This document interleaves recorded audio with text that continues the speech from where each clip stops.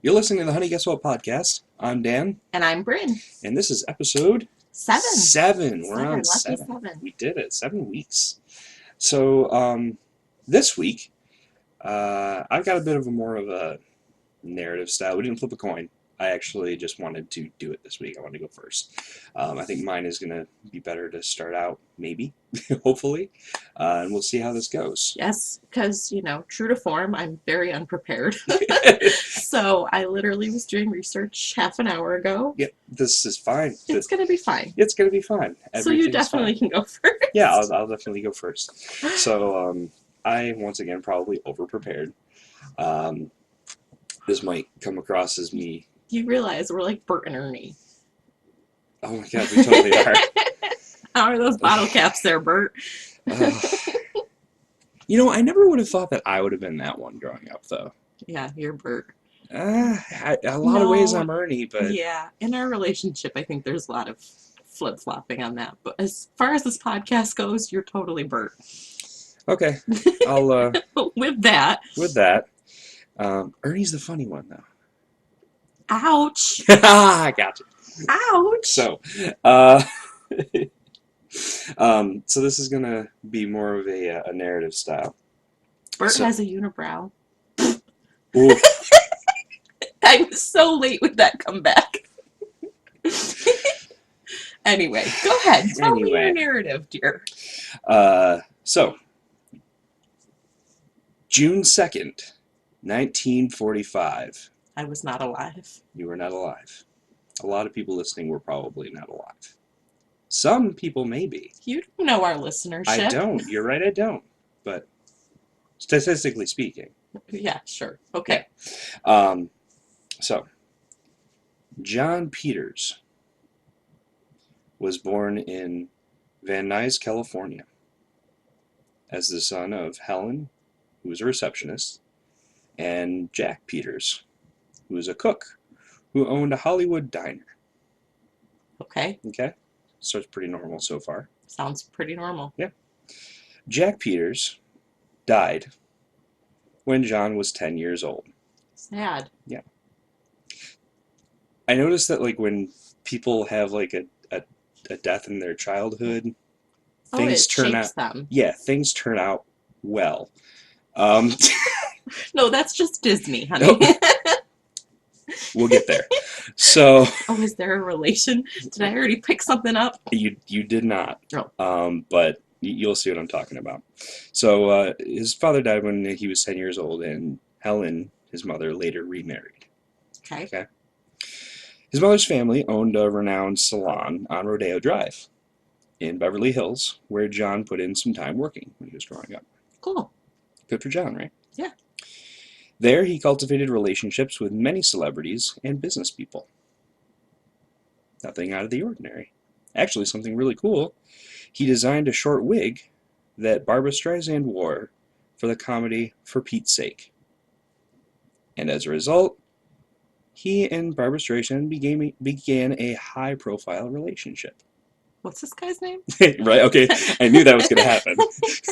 Once you get Barbara involved, Brynn's like, okay, who is he? Yeah. I need to know. John Peters is his name. His birth name. You're not telling me something. Nah, I didn't pull those shenanigans this time. I promise. I promise this. John Peters. John Peters. Designed the wig. They had a relationship. Yep. Go. This wouldn't be the last time, though, that John would mix business with pleasure. The relationship with Streisand was Peters' big break into showbiz. His first credit as a producer was for Streisand's 1976 hit, A Star Is Born. Okay. Yeah. So we saw the one recently, the Lady Gaga one, and this is the one that was done almost 50 years ago. So, yeah. Wow. Yeah. Make it sound like such a long time ago. Yeah. And it was a remake of one with Judy Garland. Correct, yes. So it was Streisand and Chris Christopherson, right? Yeah, I think so. Okay. Yep. Although there is some dispute about the capacity in which he was actually involved, he was listed as a producer.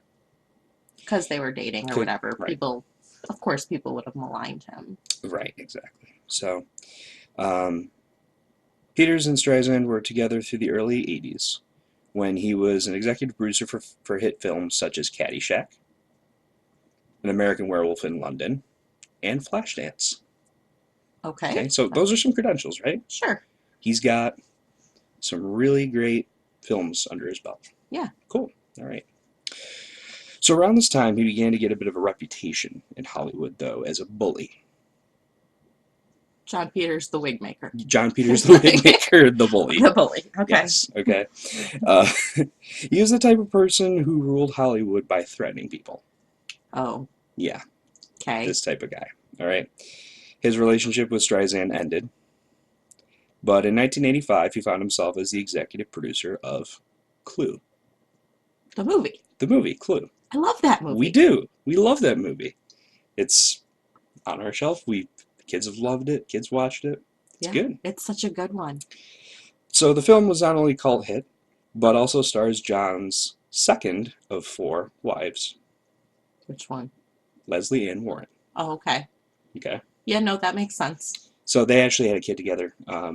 His first son is from her marriage. So the mid and late 80s were good for John's career. He was an executive producer for not only Clue, but also The Color Purple, Gorillas in the Mist, Rain Man. Oh, that was a big one. That was a big one. Yeah. And Who's That Girl? Is one of the first of many productions he would do with Madonna in the coming years. All right. You had an eye. I'm trying to follow and how I don't know this person. Right. Okay. Okay. Yeah. So.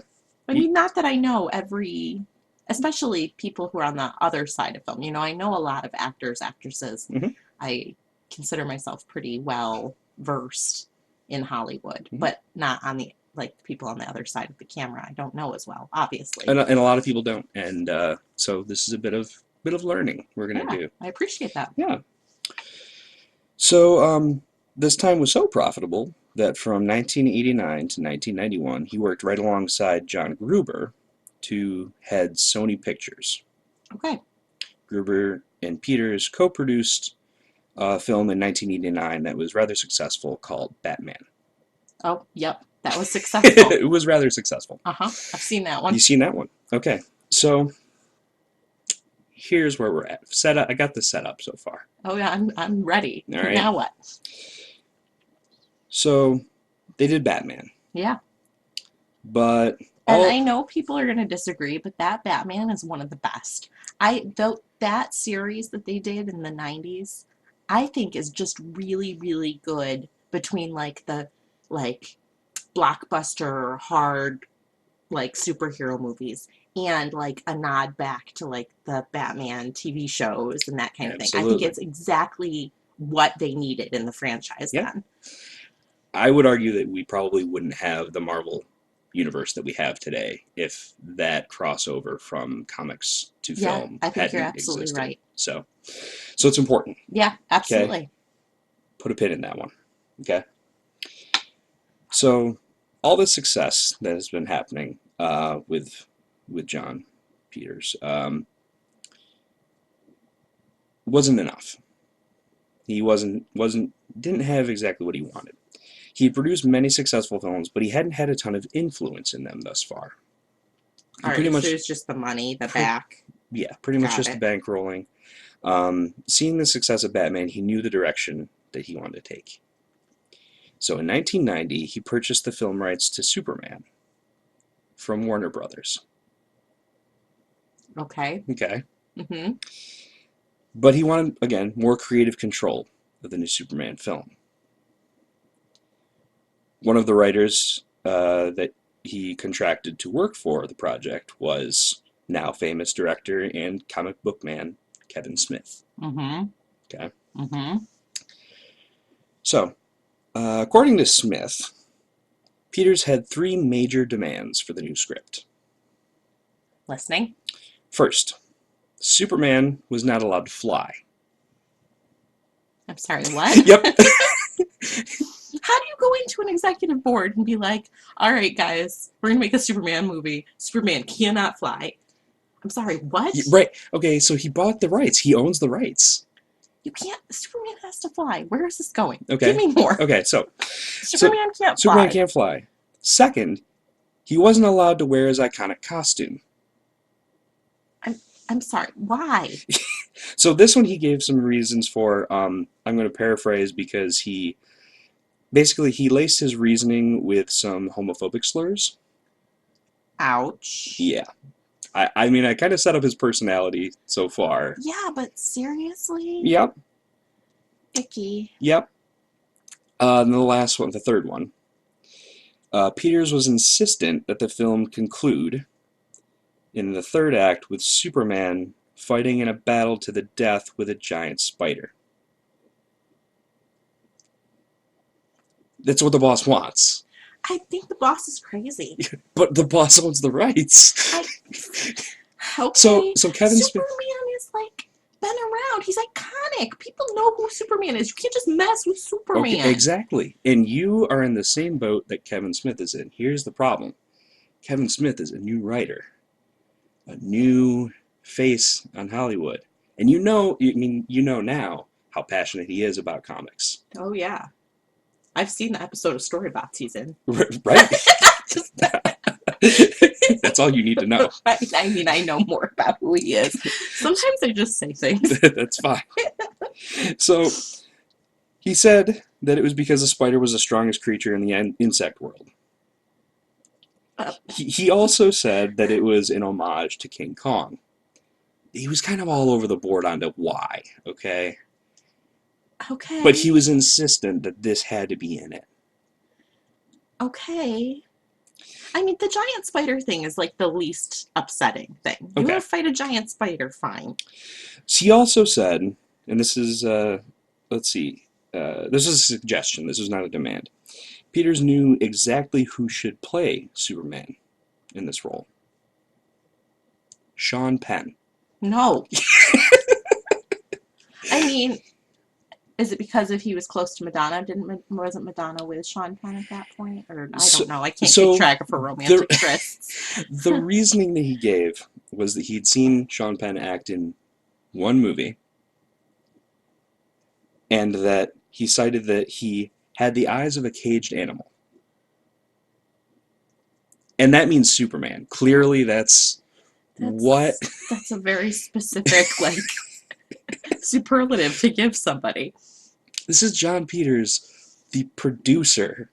No, he's still in my head. He's John Peters, the wig maker. Okay, well, he is the producer of Clue. Okay, the producer of all those movies. Okay. He has some weight to throw around. Okay, but it still seems crazy. So, Smith disagreed with almost every one of John's opinions because they're wrong. And it's Kevin Smith, and he knows comics. So, yeah. But because he was a fresh-faced kid, he produced the script anyway. In reviewing the script with Peters had more notes. Of course he did. Yep. He now wanted one of the three villains in the movie. Now, you haven't seen Spider-Man 3. Don't bother. I will save it for you. There are three villains in Spider-Man 3, and it was the best three Spider-Man movies I've ever seen in my life in one movie. It was a terrible one Spider-Man movie. It just seems like too much, right? It's way too much, okay? But he insisted there was three villains for the movie. Also, that one of the villains was going to have a robot sidekick. I don't even have anything quippy to say about that. Like, what? This seems so insane. Yeah, it is. So I'm going to take it a little step further, though. So the villain was called Brainiac. I personally, I don't know much about the villain from Superman named Brainiac. There'll be a lot of people out there who might. But it's like a classic villain from the... Yes. Okay, from the comic. Absolutely well known in the comic universe. Sure. So, in addition to having a robot sidekick, Brainiac was to be in a fight scene with two polar bears and a, quote, marketable space dog. Right.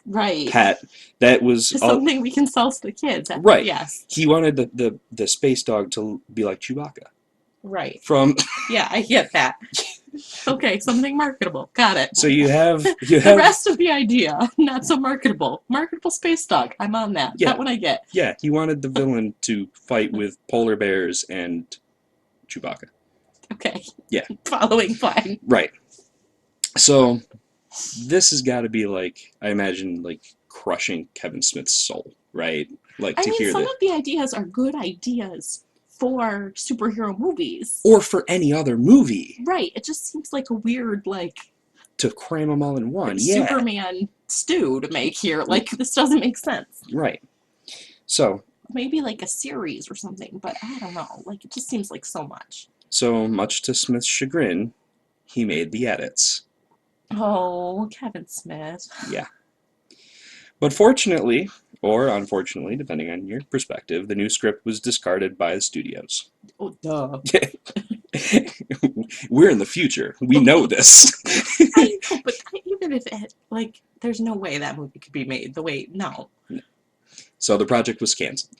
Obviously. So, but Peters wouldn't be denied.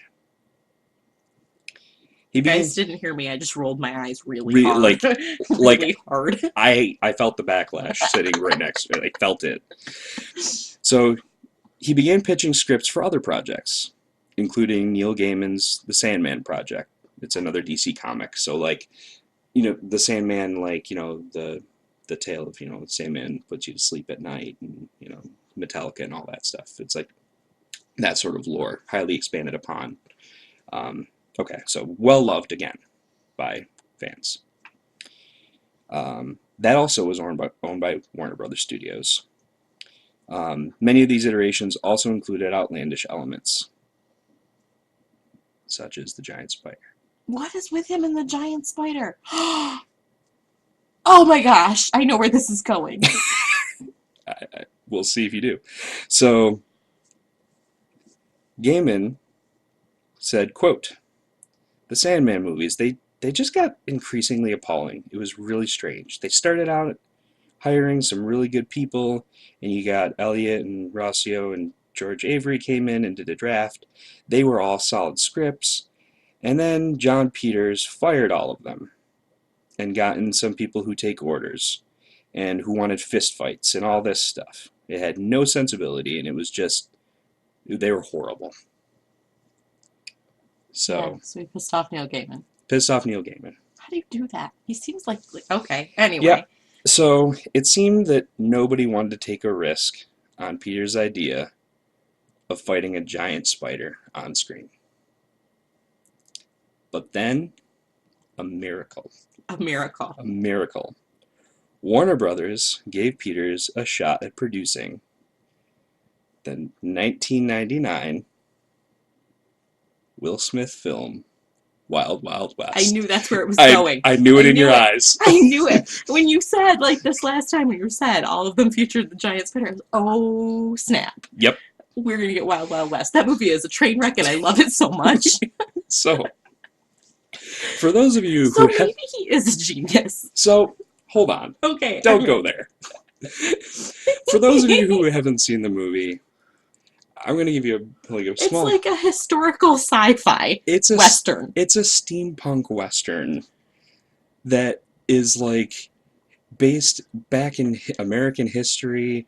Ulysses S. Grant shows up, and he's, like... Yeah, because they were finishing the railroad. Yeah. Right. But there's also, like, all this weird technology. Yep. It's a lot. And Salma Hayek. And Salma Hayek is in it because why not? What did Kennedy call Salma Hayek? I feel like this is where... Oh, no. Oh. I kiss Slamma Haley. Slamma Haley. Kennedy gets excited and, like, skips letters when she's reading. And we were playing Cranium. Yeah. And it was... This is totally off topic. And it was Salma Hayek, and she goes, "It's Slamma Haley."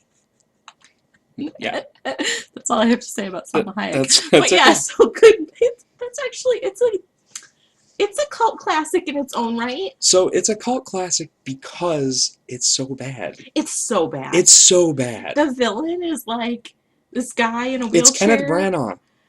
Oh, I always forget that it's Kenneth Branagh. the names in this. Okay, so Will Smith is the headliner. Right. He's the star And he power. was just off of like all these other big action movies, so like people were coming to see him. Yep. Kevin Kline, who's amazing and also had a huge career in the 90s. And Salma Hayek and Kenneth Branagh. Those are pretty much the star power of the movie. Yeah. So I always forget that it's Kenneth Branagh though. Yeah. Who plays, what is it, Artemis? Lovelace. Lovelace. Now, Artemis is his sidekick. Artemis is the other guy. See, I don't even know. Lovelace is the bad guy. You had to sing the song in your head, didn't you? He just sang a Will Smith song in his head. I saw him going through the lyrics in his head. I have like all of them in my head, and they won't leave. Please send help. So, Rotten Tomatoes. Oh, they're gonna diss on that movie, aren't they? Critics rate that movie at 17%. Audiences rated at 28%. Only 28. I would have thought the audience level would be higher. So this is all way worse than Cats, okay, which is out right now, and that was actually kind of the inspiration for like what I was thinking about. That's interesting because Cats is getting pooped on like really hard. Really People bad. really are talking down Cats, and I feel like Wild Wild West was like marketed really well and didn't have a tie-in with Burger King. Yeah. So yeah. So yeah. the budget for this movie was around $170 million. It brought home domestically $118 million. So not an incredible flop, but not a roaring success. Not at all a roaring success. So this is actually... It's funny. I always wondered why they didn't do a sequel. Like, it felt like it needed a sequel. Yeah. But if it didn't do well... So then, immediately, probably during the release of Wild Wild West, Peters was producing Ali, another Will Smith movie that really did not do well. Yeah. So... That's unfortunate. Okay, so if you don't know, like, I have a real soft spot for Will Smith. Yep. I love Will Smith. We were talking about Big Willie style earlier today. It's so funny. Yep. Like, I've always been a fan. I'm totally impressed with him. I think that he's a triple threat. I think that he's I don't know. I just think he's amazing. Yeah. So, and I think Ali should have done better because I actually think that was like a well-researched movie. He like really put a lot of his heart and soul into it. Will did, and so that's too bad. So that was around. Let's see. Oh, here we go. In August of 2011, a Los Angeles jury ordered that Peters pay a former assistant $3.3 million after finding she was subjected to sexual harassment in a hostile work environment. Boo. During production of Superman Returns, which he was a producer on. Right, because he owns the rights still. He still owns the rights. Okay. So, then, he was executive producer of Man of Steel. Right, because he still owns the rights. He still owns the rights. However, fellow executive producer, this is in 2013, fellow executive producer of Man of Steel, Christopher Nolan. Yeah, we like him. We like him. Director of, all the Dark Knight movies with Christian Bale. He, due to his on-set dealings and also his horrid track record with the movies, Christopher Nolan banned him from the set. So if you're looking for a hero of the story, it's Christopher Nolan. Yeah. So, the last bit I have here, John Peters' name is attached to the new Star is Born movie. But, due to all of his actions, the Producers Guild has revoked his certification. And so, if you watch on the movie, his credits is he's no longer credited as a producer, is produced with or produced by. So, he can no longer be listed as a producer on film projects. So. Yeah, produced in association with. Yep. You know, they do all those things. Yep. Oh, that's interesting. Yep. So really, this was all one big way for me to explain how did we get Wild Wild West. that was my Wild goal West, here. like it definitely has a niche community though. There are people, especially our age. You know, we're in our early 30s, yep. and people our age, like we watch them. It's still on sometimes, like on TV. I will say for me, when I had a sick day, turn it on to TNT, watch Wild Wild West. Yes, I was just thinking the same thing. Every like time. I used to watch it when I was homesick in high school. It was the only thing that could be like, wow, this is a fever dream? I'm not sure, but I'm watching it on TV. And so there we go. Every time you think it's like, okay, this is the end, this is where it's going, it changes again. There are like weird like disguises. Yeah. It's like the whole boob drumming thing. Yeah, like it's a weird movie. It's a really weird movie. If you haven't seen it, go, find it. I'd say go to Blockbuster and rent it. I don't know what year it is. It's more worth it than Cats, I'm told. So poor Cats. I haven't seen it myself. I'm not going to say. So yeah, wow, Dan. That's what I got. All right, that's pretty impressive. I feel bad following that with the very little research that I've done. I literally have a so you know how I was accusing you of doing listicles a couple weeks ago? Yeah, I'm listicaling. Okay, so I feel really bad for doing so many long narrative pieces. So this will balance it out a little bit. Yeah, no, this should be fine. Okay. I mean, I probably have like just 10 minutes of material. That'll be okay. Well, no, because you're going to get angry in like 10 seconds. Did you physical girl me again? I may have. What did you do? I just like to make you a little ragey. I don't know. You know, retribution is coming. Oh, that's fine. I mean, I dabbled in nerd culture here, but... You're going to make me sit through like 30 minutes of how to play some card game that I don't care about. How much do you want to learn about Skyrim? None. You sent me a meme earlier about Skyrim, and I'm like, that's nice. It was hilarious. It was fine. So the audience agrees. I hear that. Listen to it.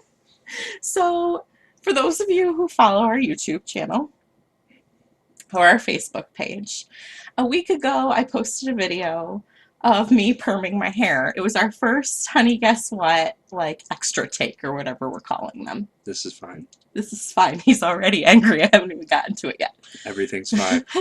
You may have also noticed that Dan posted on our page about how I have like random fans and I'm famous. I mean, I'm sorry. Did you put an S at the end of fans? Because I'm assuming there are a lot of silent fans. There are over 60 views of that video, and a person commented on it. If that person's listening now, you're awesome. I'm famous, and you're jealous. So now I have a list for you of people who have gotten famous from YouTube. Oh, okay. And not just singers. So people of course know about singers who've become famous from YouTube. They are still on my list. I will gloss over them. If you did a whole thing about Justin Bieber, we'd be fighting. I would never do that to you. Okay. I mean, I'm going to talk about him, obviously, because he is very famous for getting famous from YouTube. Yeah. But there are also like models and comedians and other people who have gotten famous because of YouTube. So this is interesting. It's just how I got there was kind of obnoxious. Okay, so I might not be super famous yet, but most of these people are names you'll have heard of. So the number one on the list is Justin Bieber. Yeah. At just 12 years old, he had videos of him singing songs on YouTube. He skyrocketed from relative obscurity to superstardom thanks to YouTube. He was discovered by, I gotta remember the producer's name, it's not on here right now, who also discovered other people on YouTube. It's like kind of his niche thing, but Justin Bieber was like his first big success story.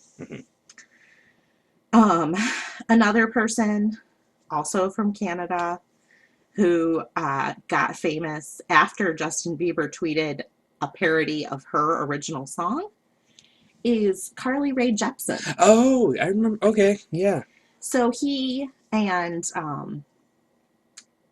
then girlfriend Selena Gomez Yeah. did a like lip syncing of her song "Call Me Maybe," Uh-huh. and it was from there that she got discovered. Okay. Which I think is kind of cool. So Carly Rae Jepsen's a Bieber spinoff. And well, she had been on the Canadian version of Canadian Idol, I guess it would have Yeah. been, Mm-hmm. and she finished third. So she already had like Okay. a sort of following. Yeah. But she had written this original song and it was on YouTube. And after Justin like did this video and like tweeted at her, cool. She blew up and she got her recording deal. Scooter Braun, that's the name of the manager who had signed Bieber and then also signed Carly Rae. Yeah. Justin Timberlake got involved with a new artist on YouTube. He discovered this girl called Esme Denters. I don't know if you know. She's a Dutch singer. Okay. In 2007, he got in on the action, Timberlake did, when he saw a video of her singing with a karaoke machine. That's like her videos were all her in like a low-tech karaoke machine. Oh, okay. But she was such a good singer that she caught his eye, and he helped her get off the ground, and she's now a pretty well-known artist. So you're saying our webcam microphone has a chance? Yeah. That's all we needed. That's all we needed. That's all. I think we're doing pretty well. Yeah, it's fine. Pretty well. All right, another singer that was not necessarily discovered on YouTube, but blew up because of YouTube, was Susan Boyle. Oh man. Jeez, that name. Right? So 2009, which was 11 years ago, might make you feel old, right? Yeah. She sang I Dreamed a Dream on Britain's Got Talent. Yes. Her singing on Britain's Got Talent got her noticed in Britain. But because that clip got posted on YouTube, it was at the time the most watched video on YouTube ever. I remember that. It was one of the first real like viral videos. I remember that, yeah. So she quickly became a household name and was offered all sorts of recording contracts because of that. Yeah. Ellen DeGeneres has discovered some people via YouTube. People, like to send her, check this out. She brings people onto her show. One of them is Grayson Chance. He was a 6th grader when she called him onto her show because of his video performing Paparazzi at a music festival that somebody posted on YouTube. He released his debut album in 2011 and has toured worldwide. Oh, hey, good for him. Because of a YouTube video. I mean, Ellen helped a little. Well, yeah, Ellen helps a lot, let's be honest. She does, yeah. So some of these names are not names that I was picking the ones that we probably knew the best. Here's one more, scooting down the list a little bit. Soulja Boy. Oh. How's that a name for you? That also goes back about a decade. Yeah. Yeah, it does. Is a Chicago-born hip-hop artist. And it was his fans on MySpace, also a throwback, and YouTube channels that got him recognized for his self-published song, Crank That. The song would go on to hit #1 on the Billboard Hot 100. He was then discovered by a hip-hop producer and signed a deal. But he wrote that song and recorded it in his living room. Yeah. On YouTube. Yeah, listening to it, like the sound quality on that was not. Well, I'm sure it was re-recorded when they put it on an album. But still, like his original video that was on YouTube was him in his living room. Right, like, singing that song. That's what I'm saying. Like, I only ever really listened to it on YouTube, and. Oh yeah, then you probably heard that one. Yeah. It's crazy, right? Yeah, it is. Like, and that song was like everywhere. Yeah. Yeah, it was. I mean, everything I went to in college, like that song was on. Even like the programs in our residence halls, they played that song. Yeah. Okay, probably this isn't a name that everybody will know. You'll know it, but Arnel Pineda. Comedian? No, singer. I'm still on the list of singers. Arnel Pineda. He is the new lead singer of Journey. Oh, yes, of course, yes. No, you just weren't putting it together. Yeah.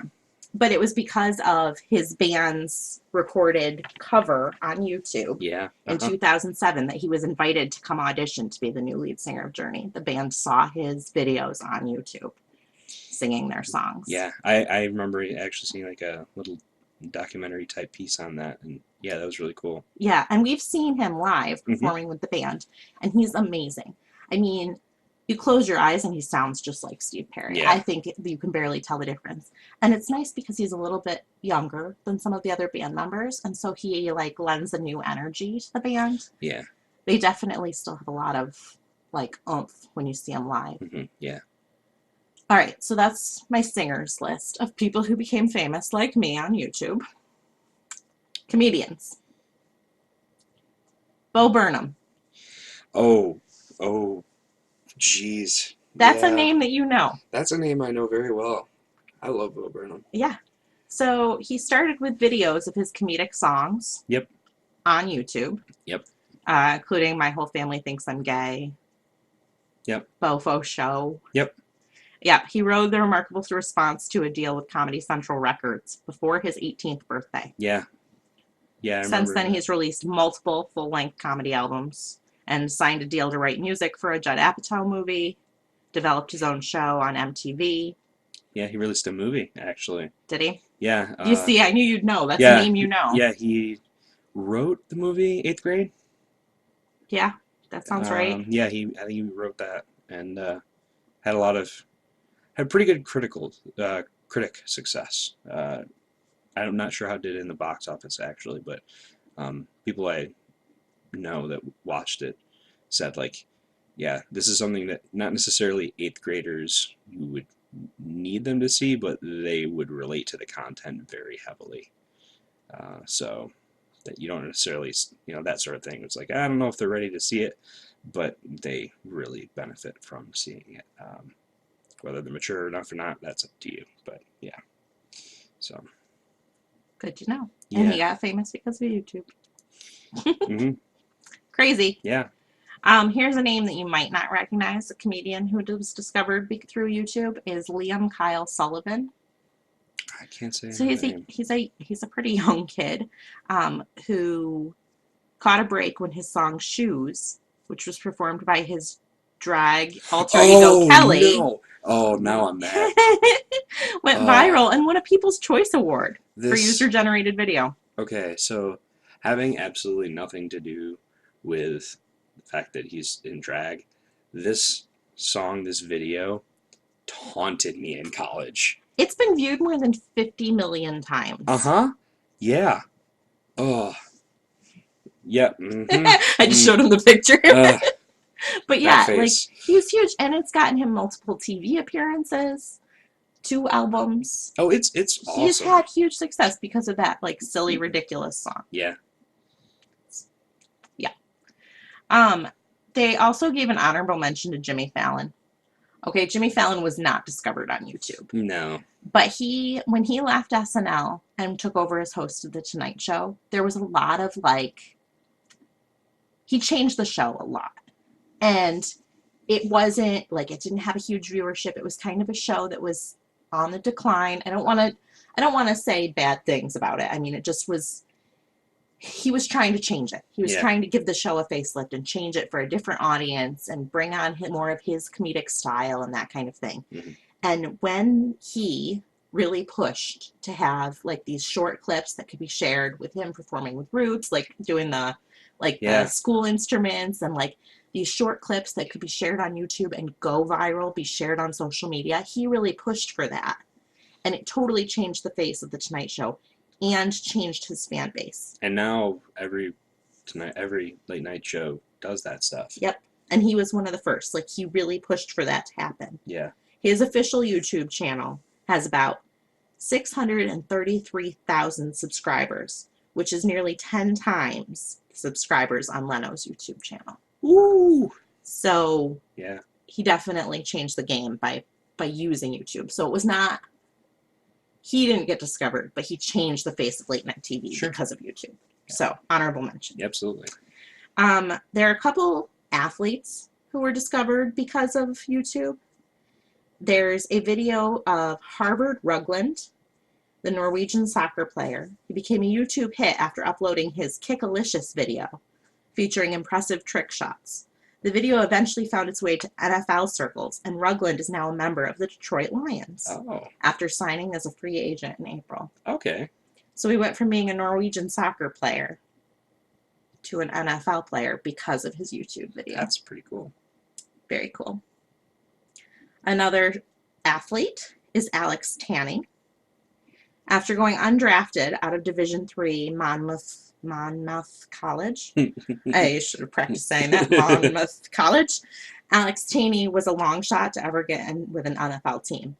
But a YouTube video of the quarterback making some ridiculous trick shots got the attention of a few general managers and helped him land tryouts with several different organizations. Tanny is currently on the Dallas Cowboys roster as a backup to Tony Romo. So this article I think is a bit outdated. Probably. Because yeah. You would know. Yeah, I wouldn't, but I happen to know. Yeah, I think that this I didn't check the year on this. Like I said, I did this research. Yeah. Yeah, it's from 2015. Yeah, I had thought maybe, and I was gonna let it slide, but yeah, there's probably more up to date information, but yeah. Okay, call me out on my bad research. I didn't.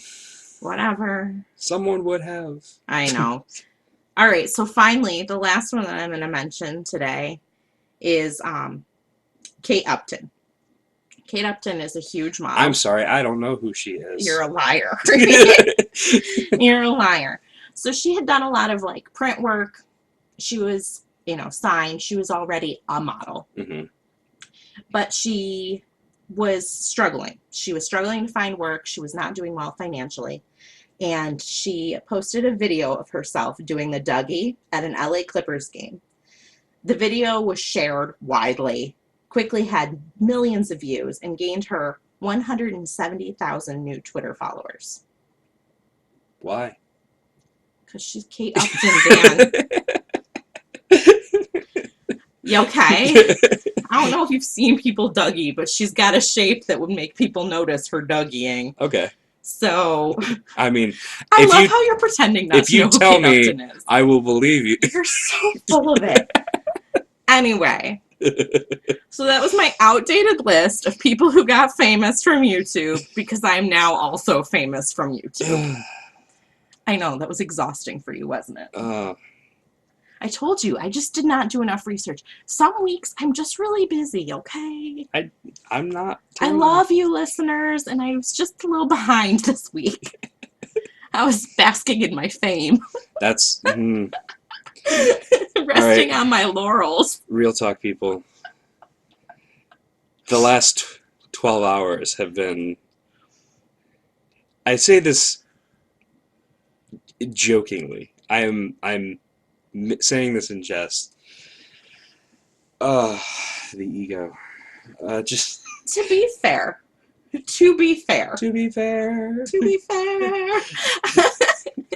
It mostly is Kennedy's. Our 7-year-old totally got on board with me being famous, and she's been rubbing it in Dan's face all night. All day. Yeah, so that's really why it's hilarious. Yeah. Yeah. Yeah, Dan. What'd she say? Stop being so self-centered about this. Yeah, she told me to stop being self-centered. Because he's jealous of my fame and notoriety. Yeah. All right, so this has been... Say goodbye. Say goodbye. Goodbye. Goodbye. Oi.